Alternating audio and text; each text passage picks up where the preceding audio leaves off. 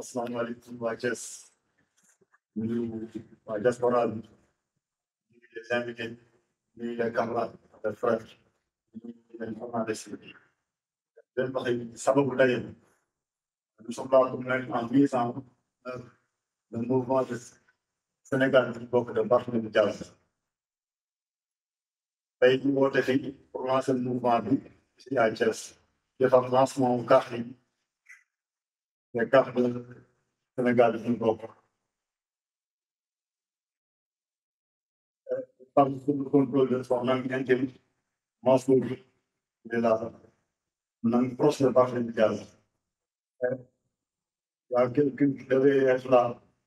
on a donné ses excuses on a un député Astou Fall waaw en provenance de ces cartes c'est ça tey nag doon lancer mouvement fii à Thiès ngeen wax waaye leen di tàll ñëpp loxo te ni fart nee na affaire bi amul doctrine ku ci nekk gis nga ko tey sa bopp PDS ya affaire di réew ni di temps la pour le monde après on va texte cette date qui marque le lancement de notre mouvement restera symbolique dans l'histoire politique de Thiès depuis nos origines politiques le Parti socialiste nous avions compris en avertissant l'opinion que waaw parce que tey cette date restera symbolique pourquoi restera symbolique mooy kii la PDS kii la boobu Léopold Sédar Senghor xaccee kon donc tey bu ñu demee ba ñun ñii ay sëtu Léopold Sédar Senghor tey di teg mouvement boo xamante ni c'est un mouvement pour le ancien maire de la ville de Dakar di Barthélémy Dias tey bu koy teg fii non kon tey gàcce ngalaam la lutte légitime pour la démocratie ne doit pas être entreprise par des moyens dont la nature même contraire à l'entreprise par des moyens dont la nature même est contraire à l'esprit de la démocratie. Le mensonge, la calomnie, la démagogie, la violence ne peuvent pas fonder une revendication authentiquement démocratique. Car ces armes que l'on prétend utiliser occasionnellement pour combattre un régime deviendrait demain des instruments du pouvoir et aussi la posture de notre leader Barthélémy Dias à travers le mouvement Sénégal pour dire au terme au tenant de l'actuel régime que ce pays sera remis sur les bons rails de l'actuel régime sur les bons rails sera remis sur les bons rails de la démocratie et du développement économique grâce à son génie politique Ousmane Sonko tey lu fi changé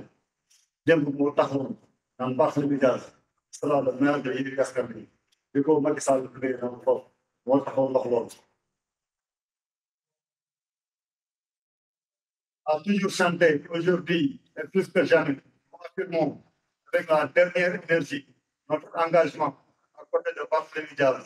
un homme respectueux sincère loyal honnête aujourd'hui par un régime en perte de vitesse du fait de non respecter aux engagements électoraux pris devant les Sénégalais. Ce qui n'est pas le cas de Barthélémy, qui s'assume et s'affirme que le leader contesté Sénégal bi ñu bëgg. waaw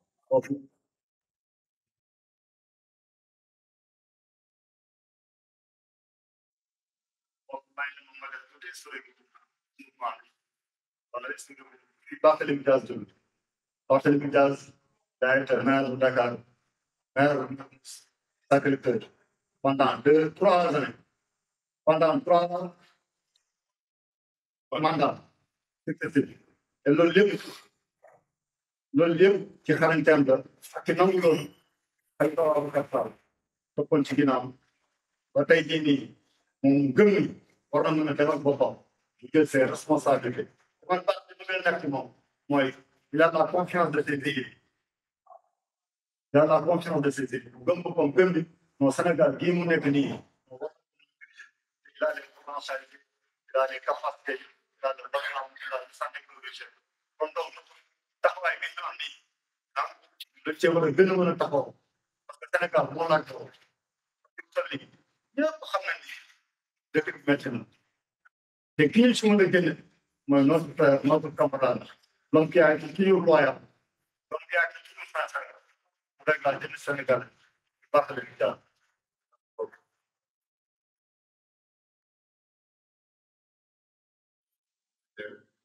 di leen sant di leen gërëm seen présence.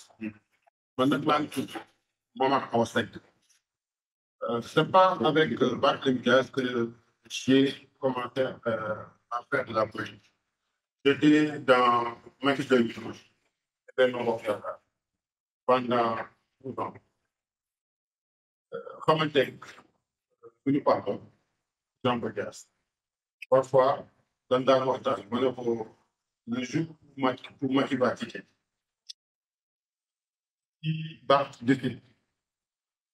donc de faire une partie, bien de créer un mouvement. C'est avec plaisir que je vais travailler. Quand j'ai appris qu'il a discuté le mouvement Sénégal du Bokk, je n'ai pas hésité à faire les démarches pour adhérer et depuis quelques semaines acheter une carte de membre. maa ngi dëkk Thiès Est maa ngi dëkk Thiès Est. Quand j'ai appelé Madame Diallo, elle m'a mis en rapport avec votre frère, qui se trouve être donc un jeune frère à moi, parce que c'est grand frère. Parmi ces grands frères, il y a Mansour Faye, qui est un promotionnaire, donc on a cité ensemble, donc il a jëlee sama lot sama jeune yi commencé nañ ko jaay ba li ci des bariwul sans rek maa ko bon te ko normalement d'ici la semaine prochaine war nañ jëlaat beneen lot donc et que ñun bien que Thiès Est lañ dëkk mais dans la ventilation des cartes yemuñu Thiès Est. Il y a même donc une de mes collègues qui habite donc à Mbour qui m'a appelé hier su ma jëkk daa bëgg a jënd ma ne ko dama lay jaay bii rek dëkkoo Thiès donc parce que suñ nee Sénégal bu ñu bokk yaakaar naa ne képp ku Sénégalais nga dëkk Thiès nga dëkk Dakar nga dëkk Tamba yaa ngi ci biir donc c'est un mouvement inclusif léegi nag donc partant de cela ñu amuñu barrière man li ma bëgg moom mooy que Sénégal bi ñu bokk nekk la première force politique ci c'est possible jógee Dakar nekk ay xaritu Barthélémy Dias yóbbante bi leen yóbbante moom mooy Thiès a décidé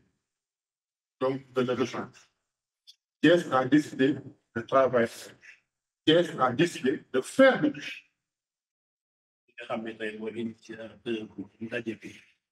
donc di ko féliciter di ko encourager di ko wax ni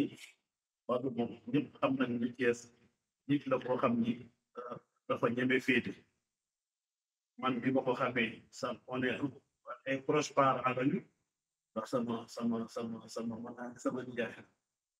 mais sur le plan politique gis naa ne dañ am engagement la nit am détermination la wala nit ko am ay principe yàgg nañu Thiès man ma dëkk Thiès muy militer parti socialiste ak seen famille ak ay sœur man may militer parti réew mi mais dama gis ni même ses frères yi nga xam ni man ak ñoom ñoo bokkoon parti ba ñuy militer moom dafa am conviction gëm la mu ne ba pare bu ñu ca parti ba bu nekk bi parti socialiste ba mu jaral ko mu dugg ci kaso en 2012 donc loolu ay témoignage yoo xam ne la su ma toogee ci daje faaw ma seetal ko ñëpp wax ni Badou bi am engagement am détermination donc di féliciter aussi di encourager suñu frère monsieur Seck di li wax sànq fa mu jógee man fa laa bokkoon parce que réew mi laa bokkoon bi président bi sa jógee réew mi di dem di rejoindre Macky président Macky Sall dama ànd ak moom ñu ànd dem liggéey mais bokkuma sax pour ma gën a wax ni di mouvement Barthélémy Dias mais j'espère bien que ak suñu frère Ba ak lépp liñ fi wax nii ñëpp dinañ dugal suñu loxo ci liggéey bi parce que Sénégal bi di bokk moom bàyyiwul kenn bàyyiwul ku nekk PDS bàyyiwul ki nekk APR bàyyiwul ki nekk ci beneen parti Sénégal bu moo ñu yoon jamono bi tool bi